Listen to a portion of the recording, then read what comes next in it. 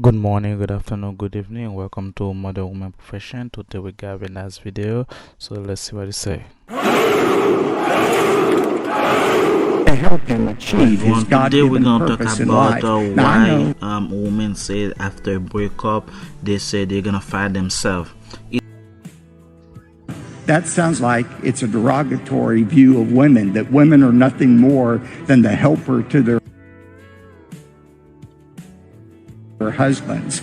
But that Hebrew word translated helper is used 21 times in the Hebrew Old Testament. 15 of those 21 times it refers to God himself. God is man's helper. The Lord is my helper. That's the word that is used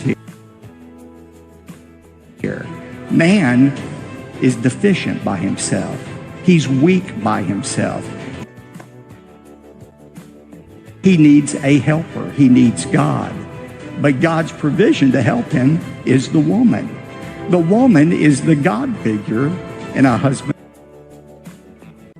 life. She is the one who makes up for the weak parts, the deficiencies. Profession, as you know, for the past 2 weeks I have put any video. The reason why I was vacation, I'm taking some time off, clear my head, because I need that time just to relax, and then I go back to videos. So I'm back today. So basically we're gonna see how it's gonna go. Today we're gonna talk about simple topic. We're gonna talk about why women goes to church, and the only reason why.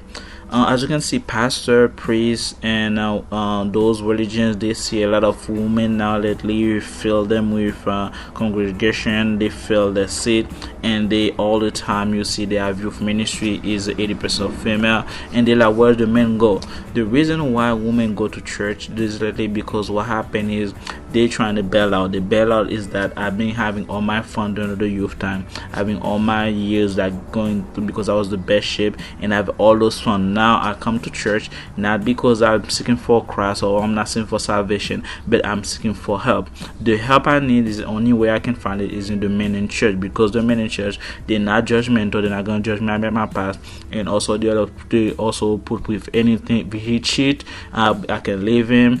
He cannot cheat. He cannot even look another woman a certain way because he's a Christian. And then if I'm on my crazy realistic standard, he can pray for me, and then he can fast for me, and then next thing you know, I go to heaven, and next thing you know, I deserve heaven because he's doing all the work.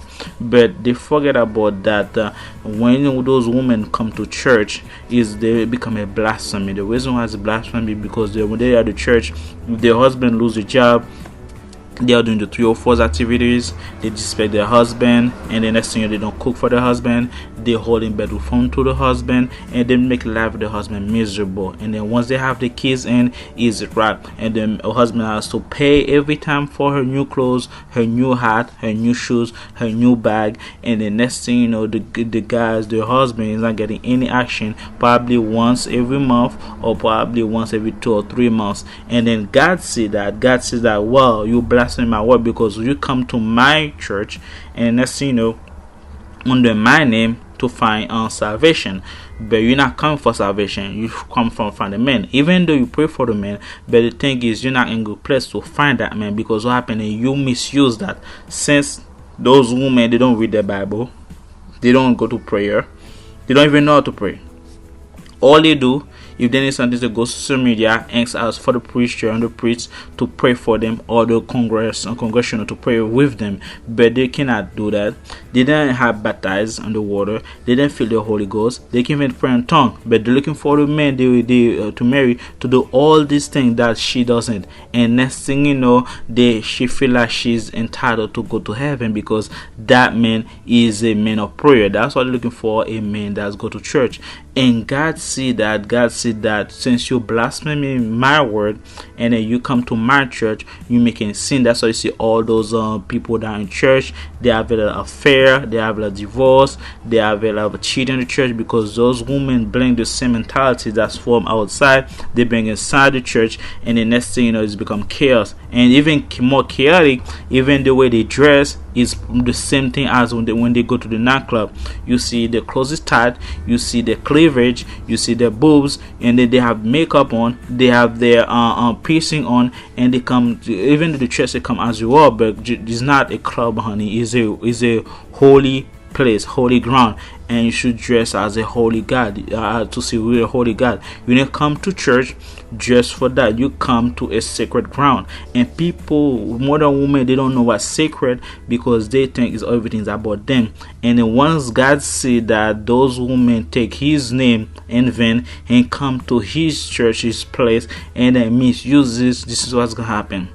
God has his know everything. This is what he does. He push those men away from the church.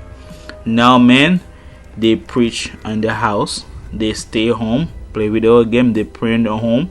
They don't feel interest to find women, because what happened is one of the 10 commandments, God said, do not take my name in vain.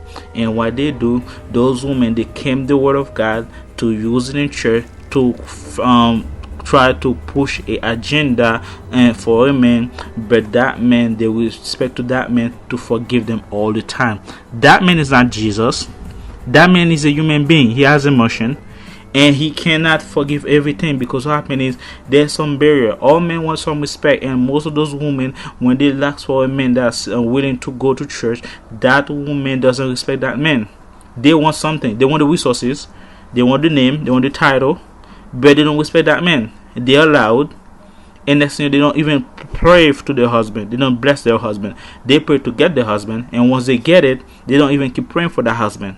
And then they don't cook, they don't clean, and then next thing they don't even give it the good at night. They don't give them the good 300, 3,000.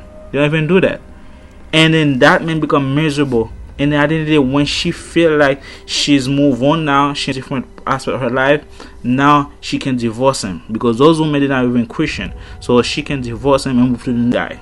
So or they move to the city or the next town to repeat the same cycle. But they're still looking for the man that's religious, because that man that's religious, he never gonna ask her for a divorce, because that man gonna put up to everything, because he believe marriage forever. But she want that better plan, because she want that money from that man, because that man can be religious but he cannot be broke.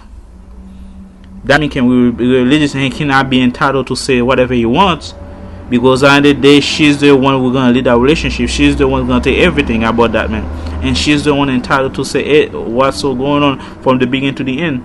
That man doesn't have nothing to say in that relationship.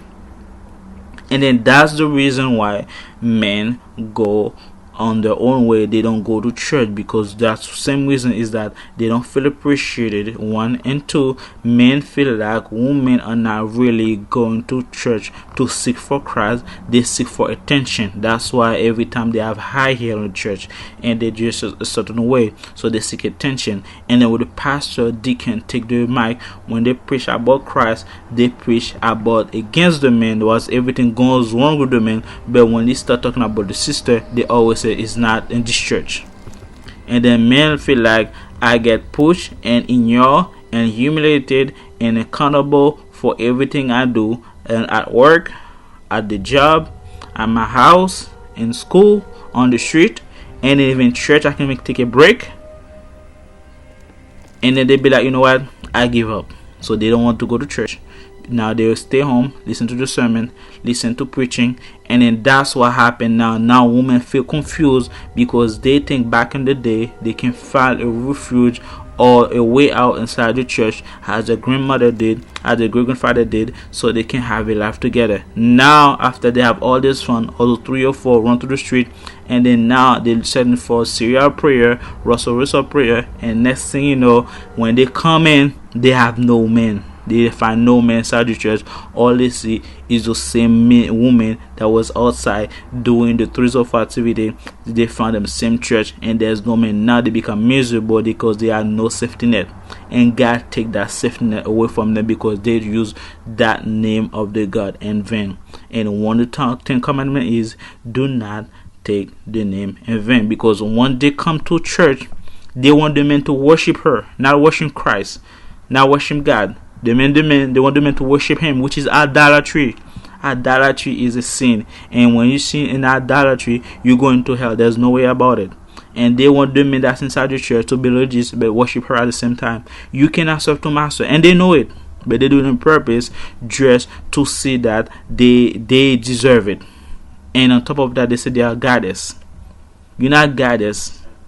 You're a princess, because Jesus is king, and you're king through him. And because he said you're a prince, and then you're a princehood. So basically, you're a princess. You're not a goddess inside the church. There's only one God. And you didn't go to church, good ladies, for the men to worship you. You come to church to seek the presence of God. And that's why when they go to church, they always have to be careful. When they walk in, they have to be looked down, because women look at them differently. But the men they want, they're not going to say anything. But with the way they dress is so provocative to the holy ground, and they deserve what their attention is, because that's why most people that's outside now, the people that's the poking way, they're looking for those women. They say she dressed up as a hooker, she dressed up as a street walker, and she dressed up as she going to the nightclub, even though she said she going to church. But those dress are the same thing they saw poking way when they go to the nightclub. And that's the reason why women now, they cry, because they have no safety net. The only safety net was the church. Now God pushed those men away from the church. And if you like my video, thumbs up, subscribe, next one. What is your profession?